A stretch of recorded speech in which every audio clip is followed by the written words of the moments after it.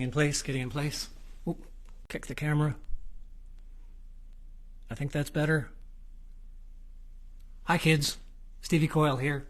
Friday noontime webcast, Mighty Fine Guitars, Lafayette, California. So there. And checking to make sure things are going live.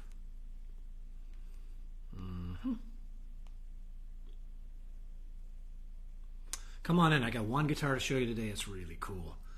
This is a guitar that got sold out of the shop years ago, a couple of years ago, and I missed it. Every once in a while there are guitars that go out that I think, oh man, I wish that one was still around. That one was really cool for XYZ reason. And sonically, this one, let me play it for you in just a second. Let me make sure things are happening. As usual. There we go. Getting in place. Yeah, good enough. There we go. That's about as pretty as I get. So we'll proceed. It's this week it's a Kevin Corcoran guitar. This is the fellow. Some of you from California may recall the Gilroy Guitar Gallery from years ago. Dear friend of mine from Salinas, California, go Cowboys, worked there, and then ended up owning the place and then selling it. The Gilroy Guitar Gallery was first owned by Kevin Corcoran. You know, I don't know what warm is. People always say, oh, the guitar is so warm. What does that mean? Does that mean sparkly? Or does it mean not sparkly, but lots of mid-range? Are you hearing everything okay? Folks, check in here if you would. Let me know if the signals are going out. And let me swipe left to see if we've got... Hi, John. Hi, Stephen. Hi, Chris. There's Lily and Pat. Very good. Jeff, you getting good sounds? Sounds okay? I mean, considering the source. That's Brazilian warm. To me, warm, like everybody else, it means good. But for me, warm means something in the high mid-range that kind of knits everything together.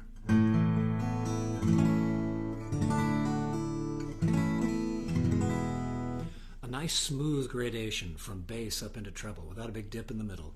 You know, some guitars, some Brazilian guitars in particular, this one's Brazilian, but this one doesn't do what I think probably a lot of bigger guitars do. Well, not necessarily. Other guitars do. And that is have kind of a dip in the EQ curve. A lot of bass and a lot of treble, not so big in the mids. This one has a nice smooth gradient from the bass up to the treble. And that's what I consider warm, where it's got this enveloping sort of feeling to it, this warmth. Did I explain that perfectly or what? Thank you very much.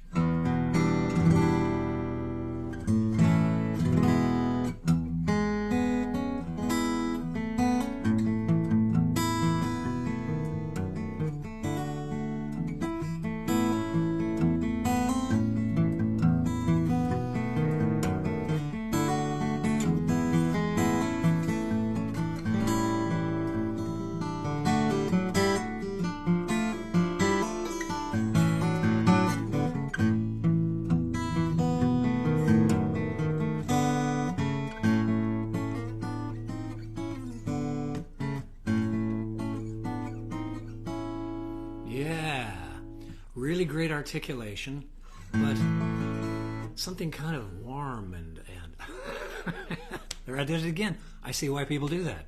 Something kind of harmonically enveloping. Oh, I'm inventing stuff all over the place here. Now this is, whether or not this is an OM or a triple O, kind of up for grabs. It's got a wide fingerboard. It's got the basic kind of OM, talking Martin terms here, kind of that OM triple O conformation to it. But it's got a wide fingerboard, which would make you think OM. But it's got a short scale, which would make you think triple O. Triple O's and OMs, as most of you, and certainly anybody that's listened to me more than once or twice knows, because I'm always nattering on about this. Triple O's and OMs are the same body size. Scale length typically is different, not always, but typically is different, and the fingerboard width is different. So this one's got an OM fingerboard width, 1 3/4 there instead of 1 11/16. Nerd alert, and but it's got a short scale. So for bluesiness, if you're one of those bluesy types that likes to push the notes around. Easier to do on a short scale guitar than on a long scale guitar, which is why, at least when I was coming up back in the 1960s, say it loud, say it proud, Coyle. You kind of wanted, the maxim was a Martin for folk and bluegrass, because you wanted a big, guitar that would kind of fight you, that you'd get on top of and really generate some big, huge sounds. But if you're going to play blues, you probably wanted a Gibson, because a lot of Gibsons were short scale, and you could push those notes around a little easier. Yeah. It's Big Rick Ruskin Day here. As a matter of fact, I will gladly acknowledge the fact that arrangement of You Won't See Me that I was playing there is very much Rick Ruskin's arrangement. Great player. If you're not hip to Rick Ruskin, run, do not walk over to his page, and I think it's Lion Dog, Lion, liondogmusic.com. He's got a Facebook page as well, and sign up, follow him. Great player, great producer, great drummer, great, wonderful, wonderful guy.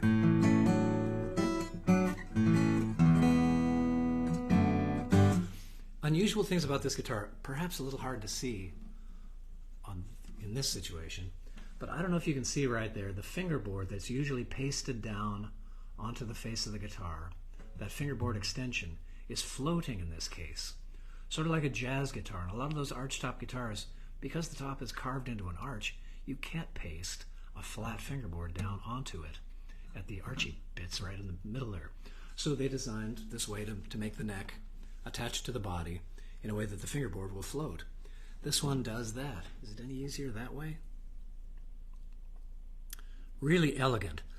Better yet, for total adjustability without loss of sound, it's a bolt-on neck. So if and when the time comes to have the neck reset, easy as pie. Unscrew the thing, unbolt it, do your shimming, put it back together, and Bob's your uncle, as the saying goes.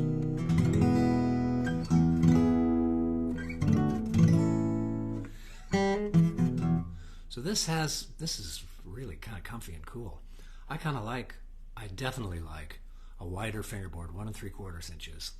But I also like the fact that this one has got this kind of softer feel in the left hand. It's a real easy play. And I am no longer heroic about string height or string gauge. No, no, no. Started off with mediums because that's what manly men played, as Jorma Kaukonen says. But then I went to the bluegrass set, the D'Addario bluegrass set, which was medium bottom strings and light gauge top strings. I only felt slightly wussy about that. Nowadays, I'm solidly a light guy with low action. I let the amplifier that I paid big bucks for do the heavy lifting volume-wise.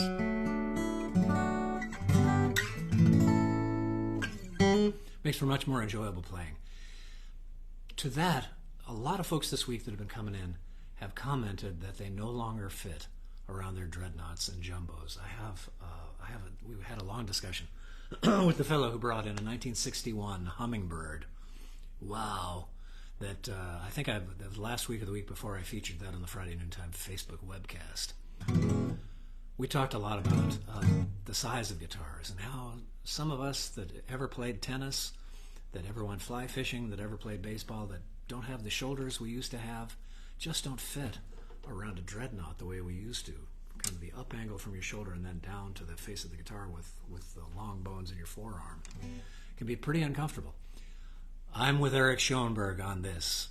He says this is the great do-it-all size. The OM000 size does everything great.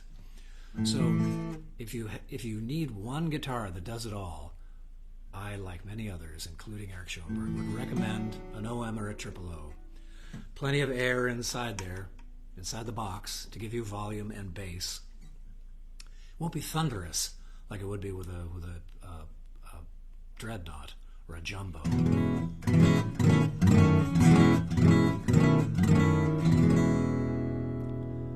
Yeah, all of that musical information just kind of blends together and reaches my ear at the same time. I like that sound. Let me check and say hello, see who's here. We'll get back to that, don't worry. Who are you, and where did you come from? Hi, Jacqueline. Bought Corcoran from you years ago. Love how warm it is. Nice bottom end, sweet to play. Nice to see another one. Nice to see you again. Very good. Hi, Frank. Frank says, guitar sounds great and balanced, although being in the right hands only makes it sound better. Well, thank you very much, you old flatterer, you. My brother from another mother. There's Tony. There's Rick. Greg Newland. My brother Jamie is watching. How about that? And Jamie, people just walk in here with these things. I sit here minding my own business, and people walk in and say, Coyle, sell this guitar for me. So that's what I do. There's Everett, very good. Harmon, good. Michael Propson. Barry Melton. Barry Melton, the Fish, of Country Joe and the Fish, of course. Lovely man. Had the opportunity to play with him a couple of times. He invited me up on stage with him after having played one night over at Yoshi's in San Francisco. I tell this story every time Barry pops on, but it's just so cool. I'm still hugely thrilled and impressed by it. We were on a bill together at Yoshi's, and I did my thing, and then it was time for Barry to come up and do the headlining. And he said, well, come on up here and play second guitar with me. I'll just, face you, and you can take a look at the chords. We had a great time. And after the show, he said, you know what? I'm doing another gig tomorrow. Why don't you come and help me out with that one, too? And I said, well, sure. Where do I go? Well, show up at, whatever it was, 11 o'clock in Golden Gate Park. I thought, Golden Gate Park? And I went home and looked it up. It's the 40th anniversary of Woodstock. And Barry had me play rhythm guitar for him there.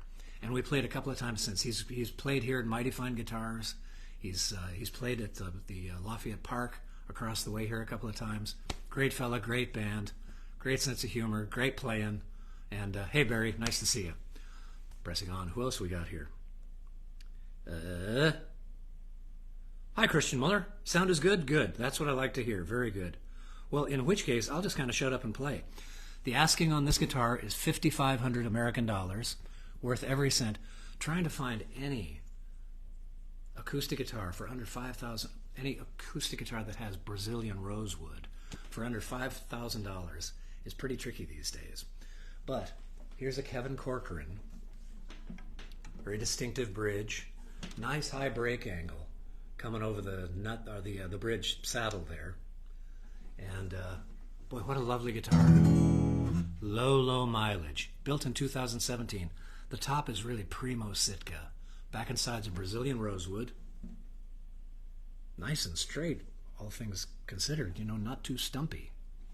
Stumpy wood can sound great too, but typically this is the kind of stuff that's the most prized, is the really quite very straight grain. It's got a little bit of curve to it.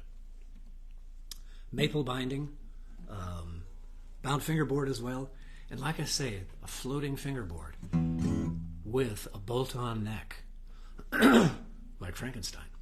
The bolt-on neck is a subject of much controversy, and what it is, though, the idea is you want a really firm contact between whatever bits of the neck are touching the body and the body.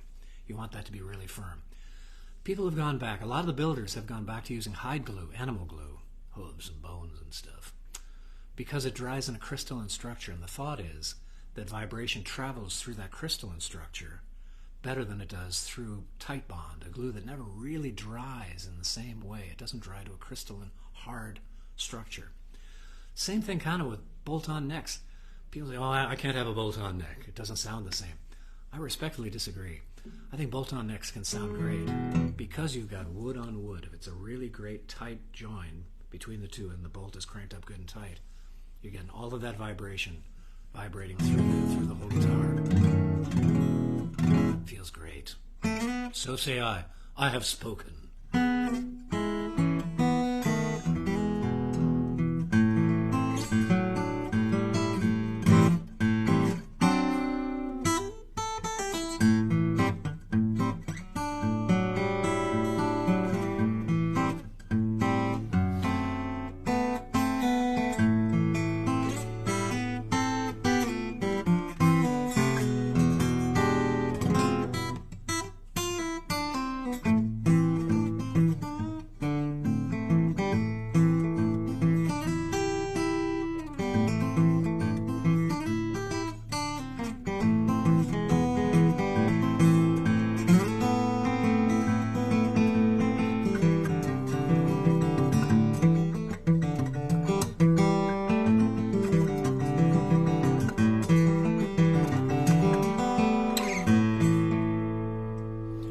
Brazilian has that sound.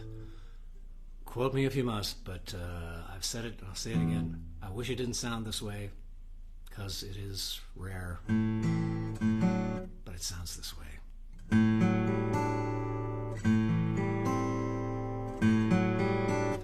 I fancy, who knows, in a blind taste test I'd be able to spot the Brazilian guitars. I think a lot of folks would, or at least would fancy that they could. It might turn out like that famous competition amongst violin players playing the Del Jesu and the this and the that and the Wang Doodle, you know. And they all said, oh, from behind the sheet that was put up behind the screen, oh, that's definitely the whatever. They all got every fiddle wrong. So take that for what it's worth. My 2 cents, and worth every penny you paid for it. Any comments or questions? Pop them in down there. If I don't get to them here live, I'll get to them eventually on the thread, and the thread will just stay up here forever. And I'll send it over to YouTube as well, and also to the Mighty Fine Guitars Facebook page. But questions and comments are totally welcome. I feature a guitar or two every week or so. You can feel free to go back through the little videos prompt on my page. If you hit the little more icon under the photo there, you'll see there's this, there's that, there's photos, there's stories, there's this, there's that. If you click the little 3 dots thing, it'll pop up a whole list of other things that you can look at. One of them is videos, and then you can go back just to look at the videos instead of scrolling back through the whole crawl of random political caca and music notes and presumably humorous observations on this and that.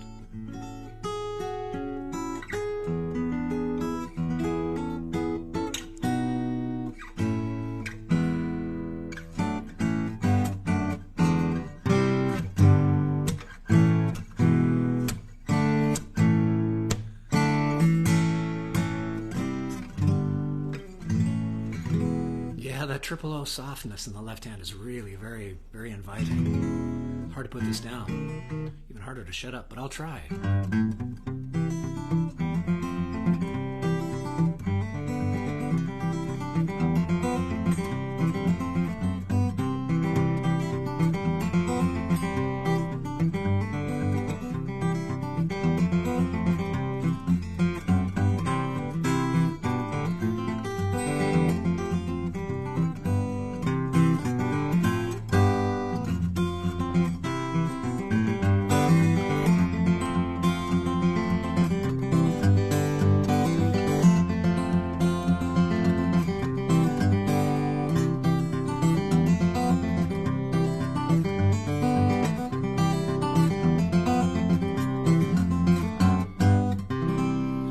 Mr. Showbiz pose.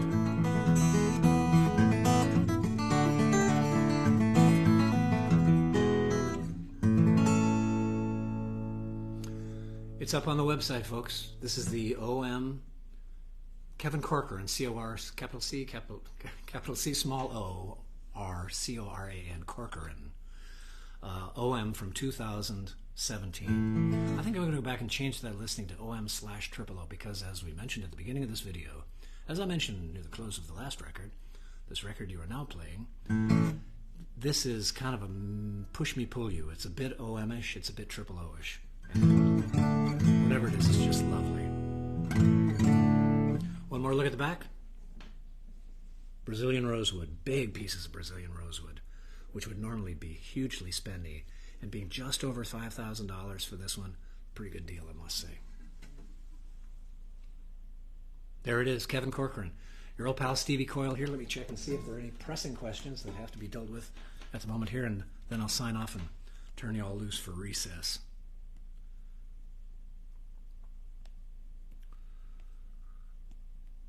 Nope, I think we're good. All right, to be continued. Next week, who knows what's going to walk through the door? It's always a mystery and always a delight, and there's lots and lots of guitars in the shop. Check out the website, mightyfineguitars.com. Stevie Coyle here, signing off. Look for this over at the Mighty Fine Guitars Facebook page and on the Stevie Coyle account on YouTube. Same video will go up there. Great to see y'all. Thanks for tuning in. Down the road. Stevie Coyle signing off from Mighty Fine Guitars. Yep. There's my